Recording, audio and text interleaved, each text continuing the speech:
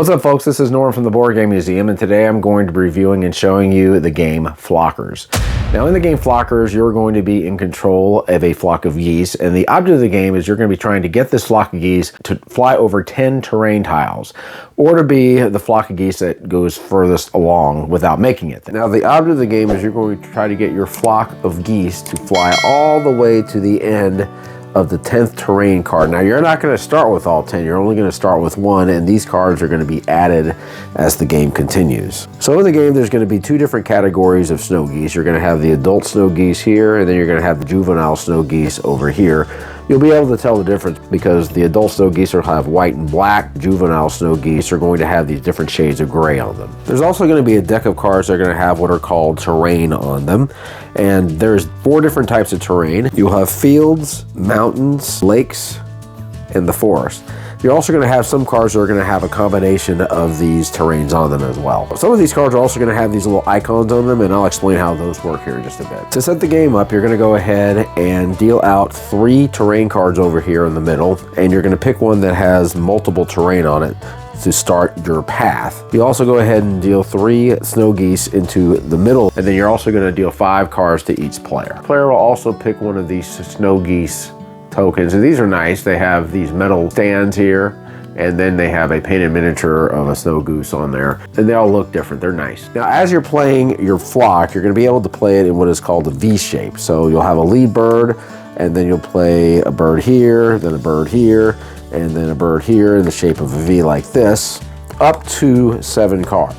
Now, if you end up having to play 8 cards, that's basically going to take you out of the game, and you'll have to go ahead and take whatever positions that you've gotten here on your bird. But what you'll notice is that you're going to have 10 terrain that you have to go through. What you're going to be doing throughout the game is you're going to be manipulating these cards in a couple of ways. One thing you're going to be trying to do is you're going to be trying to cut some of these birds out in order to continue to play more cards. The other thing you're going to be doing is you're going to be trying to change your lead bird. Let's just say I happen to have all 4 birds and I was able to fly all the way over here to the end. Now what I'm going to have to do is I need to get a bird with a stone to lead so then I can continue on. And so the way you're going to be doing that is you're going to be swapping birds. That's one thing you can do. You're trying to get rid of birds, and there's a number of ways you can do that. And whenever you do that, you'll go ahead and slide these birds over like so. And the way it's going to work is you're eventually going to try to do what is called a fly action. And what you're going to do is you're going to be matching the different bird terrain with each of these cards. So for example, if I were to fly, I could fly here because I have a wood terrain. I'll check here, I can fly over here because I have another wood terrain. And then I can fly over here because there is water. So there's 2 main things you're going to be doing on your turn. The first is you're going to play one of these cards, and the next thing you do is going to go ahead and replenish one of the cards from your hand to draw back up to 5. So to say I play a card, let's just say I decide I was going to play this one over here. Now I'll go ahead and pick one of these cards from the display. Let's say I pick this one. I'll go ahead and put it into my hand and replenish it. Now, along with the different types of terrain that the birds can fly over, you're also going to have some cards that are going to have an ability on them. One of the abilities that you'll have is what is called fly. So you'll go ahead and play a card. If there is a little flight symbol over here, this is going to give you an opportunity to fly your bird over the terrain. So once again, I have the water here, and then I have the forest over here. So that is how the fly action is going to work. If you play a card with a compass, this is going to allow you to take one of the terrain cards from display. So let's just say I decided I was going to pick this one. I would go ahead and place that over there. Another action that I have is what is called swap. To play a swap, I would simply play my snow goose over here, and then I would go ahead and swap 2 of the positions of the geese. So I could do something like that. Here's another one that is called graze. Now what graze is going to do, it's going to allow me to remove some geese from my flock. And this is something that you're going to have to do in order to get ahead. And you'll be able to remove as many of the geese that have this graze symbol on it, plus 1 other one. So I could take this one out, and I could say take out this one, and this will help cull some of the birds from my flock. This one will allow you to activate the ability of the lead bird. So if I were to play this with the crown, I would go ahead and activate this bird, which is again a swap. I would go ahead and do a swap action. Now some of these cards are going to have what is called a modifier on it, and it's going to have a number with binoculars. What this means is if you have 3 snow geese that look like this into your flock, you will then be able to go ahead and activate the ability, which in this case is going to be a compass. There are also some geese that will have multiple terrains on the bottom that can be used as an extra action.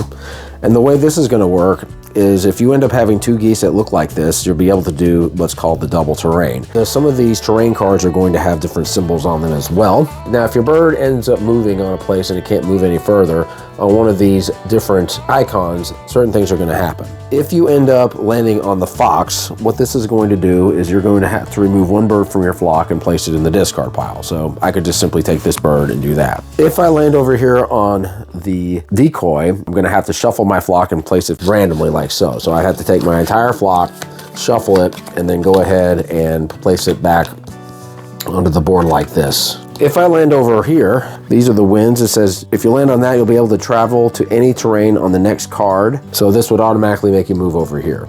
Now, if you end up over here, this is the bald eagle.